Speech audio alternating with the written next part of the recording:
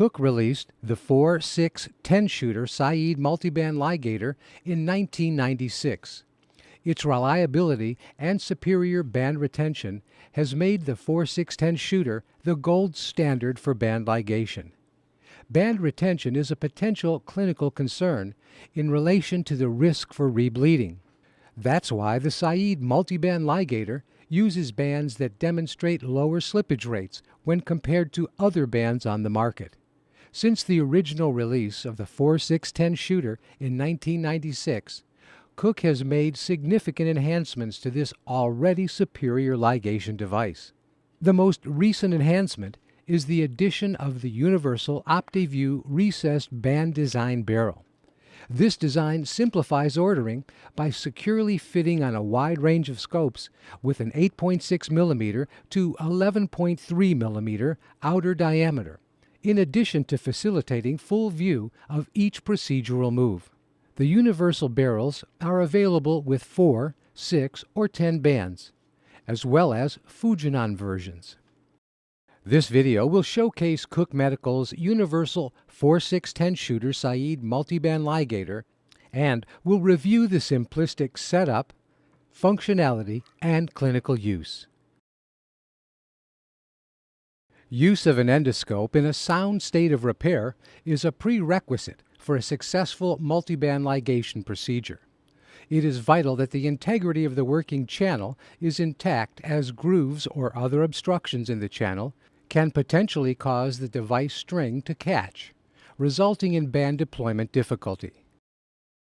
The component parts are the barrel with preloaded bands and attached trigger cord, multiband ligator handle, loading catheter, irrigation adapter. Examine the features of the handle. It has 2 positions which control rotation. The firing position allows the handle to be rotated in the forward direction only. Two-way position allows the handle to rotate in both directions. Prior to introducing the endoscope, keep the handle in the two-way position. Insert the handle into the endoscope accessory channel following these instructions. For Olympus, with rubber cap on the accessory channel, lift the plug on the cap and insert the stem of the handle. For Pentax, remove the rubber cap from the accessory channel. Place the stem of the handle through the cap. Then replace the cap with inserted handle as one unit into the lure lock fitting of the accessory channel. For Fujinon, place the stem of the handle through the rubber cap attached to the endoscope accessory channel. Note, the irrigation adapter may be used to puncture the white self-sealing valve prior to introducing the loading catheter. Introduce the loading catheter through the white seal in the handle and advance in short increments until it exits the tip of the scope. Note, the loading catheter is identical on both ends and may be introduced either way. Attach the trigger cord to hook on the end of the loading catheter, leaving approximately 2 centimeters of trigger cord between the knot and the hook. Withdraw the loading catheter and trigger cord up through the endoscope and out through the handle. Dispose of the loading catheter per institutional guidelines for biohazardous medical waste. Attach the barrel to tip of the endoscope, ensuring that the barrel is advanced onto the tip as far as possible. Note, when placing the barrel onto the distal end of the endoscope, ensure that the trigger cord does not become pinched between the barrel and the endoscope. With the endoscope tip straight, place the trigger cord into the slot on the spool of the handle and pull down until the knot is seated. Note, the knot must be seated into the hole or the handle will not function properly. With the handle in the two-way position, slowly rotate the handle clockwise to wind the trigger cord onto the handle spool until it is taut. Note, care must be taken to avoid deploying a band while winding the trigger cord. Check the endoscopic view. To maximize visualization, position of the trigger cord may be altered by rotating the barrel. Note, Endoscopic view broadens as each band is deployed. Lubricate the endoscope and exterior portion of the barrel. Caution: do not place lubricant inside the barrel, and do not apply alcohol to the device. The device is now ready for ligation of esophageal varices or internal hemorrhoids. The most common indication for endoscopic band ligation is for the prevention and treatment of esophageal variceal bleeding.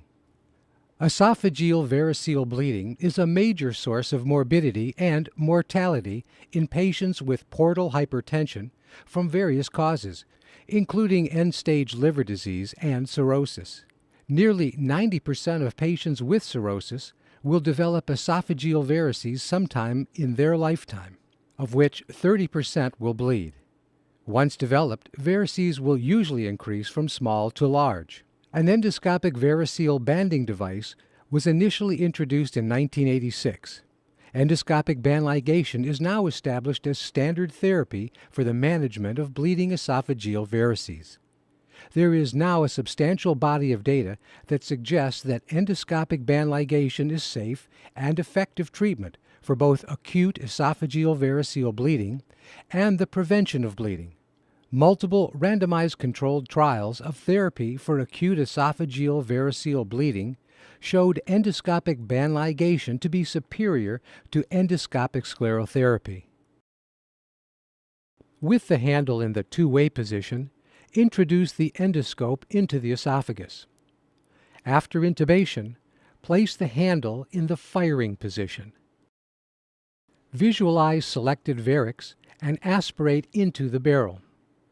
Caution: prior to band deployment, ensure that the endoscopist's hand is positioned on the handle of the device rather than endoscope controls. Maintain suction and deploy band by rotating the handle clockwise until band release is felt, indicating deployment. Note: if band will not deploy, place handle in the two-way position and loosen the trigger cord slightly. Place the handle in the firing position and continue with the procedure. Release the suction button of the endoscope. Insufflate air, then withdraw the scope slightly to release the ligated varix. Note: an irrigation adapter is provided with each device. If irrigation of the accessory channel is desired to clear the viewing field, attach the adapter to a syringe filled with sterile water and insert into the white seal of the handle. Irrigate as necessary. Repeat the ligation process as needed. Note: more than one ligation band for each varix may be required to control acute bleeding. If more bands are required, remove the endoscope and attach a new device. An average of 3 to 4 ligation sessions may be required to obliterate varices. Upon completion of the ligation procedure, remove the endoscope from the patient and dismantle the device as follows. If all of the bands have been fired, remove the handle and attach trigger cord from the accessory channel. Remove the barrel from the endoscope tip. If any unfired bands remain on the barrel, place the handle in the two-way position. Loosen the trigger cord from the spool, then remove the handle from the accessory channel cap. Detach the trigger cord from the handle slot, and remove the barrel from the endoscope tip. Then pull the trigger cord through the channel and out the endoscope tip. Upon completion of the procedure, dispose of the device per institutional guidelines for biohazardous medical waste.